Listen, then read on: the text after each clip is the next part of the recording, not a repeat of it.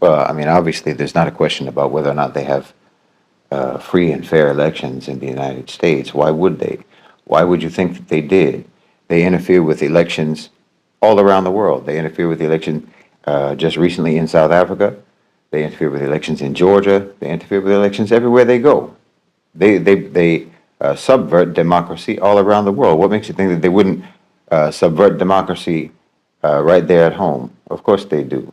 Well, I think that they interfere and subvert democracy in their own country more effectively and more comprehensively than they're even able to do it in other countries. And we know that they're able to do it in other countries extremely well and extremely effectively and get the results that they want.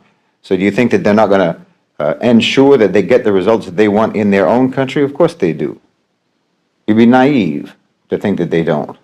They didn't just find out that Joe Biden has experienced cognitive decline. They didn't just find out that the man has dementia. All of those people in the Democratic Party who were pushing for him to step down or pushing for him to not seek re-election, they've been interacting with him. They've been talking to him. They know perfectly well that the man has lost his mind, and they've been knowing that for 4 years, and they didn't mind. This isn't about wanting him to step down or wanting him to step aside because they think that he's not competent. No one ever thought he was competent. What it's about is that you know that when your own people, your own Democrats, your own liberals are making fun of Joe Biden online, on social media, on television, in the mainstream media, and so on, the man has become a laughingstock.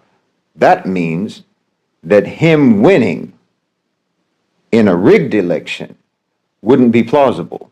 No one would believe that. It was barely believable even in 2020.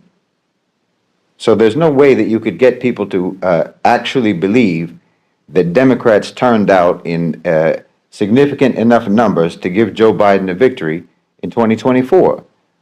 He was asked to step down or asked to step aside because the Democratic Party knows that if they want to sell their appointed president to the public as if they were democratically elected, there has to be some degree of plausibility to that.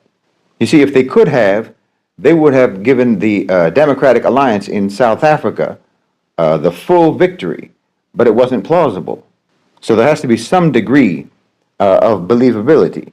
I don't think Kamala Harris is any more popular than Joe Biden, and she's not much of a better speaker.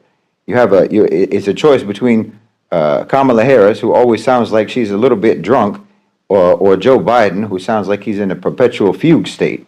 However, with Kamala Harris, you have certain factors that will be very appealing to the liberal base, to the Democratic base, that allow you to craft a narrative that makes her victory plausible, regardless of whether she gets the votes or not. If she's appointed as the winner in a rigged, unfree, unfair election, which is what you have in the United States, because, as I say, that's what the United States tries to ensure you have everywhere else in the world. So you better believe that they make sure that in their own country, it's just as controlled and managed a process as it is a controlled and managed process anywhere else in the world that the U.S. has a hand in it.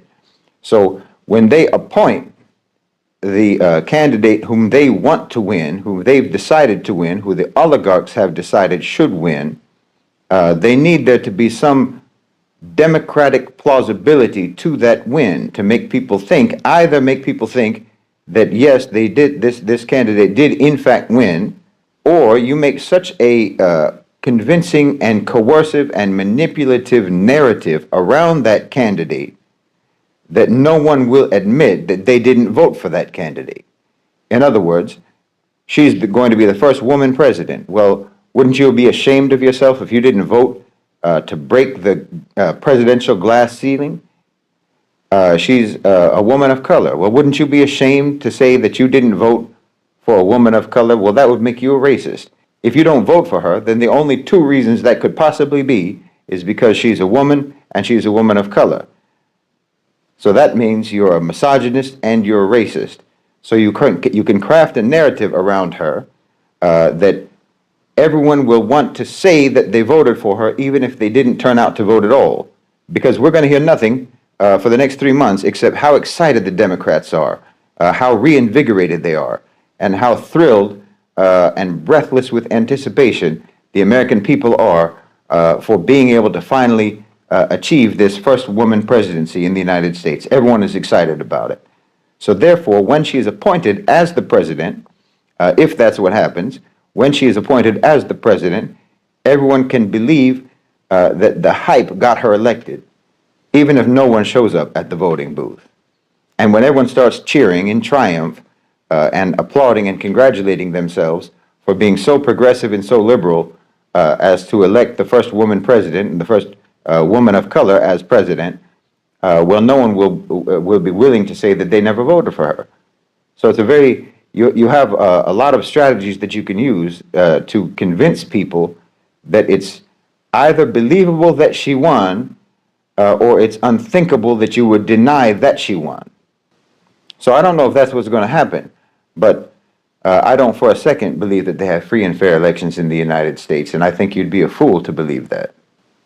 So you either have, as someone said on Twitter or X, someone said, well, whose narrative do you think is going to win? Because that's all it comes down to, is the narrative. You don't have to have a candidate who can actually get voter turnout. You don't have a candidate who can actually win. You don't need that. Narratives win elections, not candidates and not policies. And what I mean by that is not that the one who has the best narrative will win, but the one who has the best narrative that makes their win plausible, that makes people think that it could have actually happened through a legitimately democratic process, which isn't something that occurs in the United States.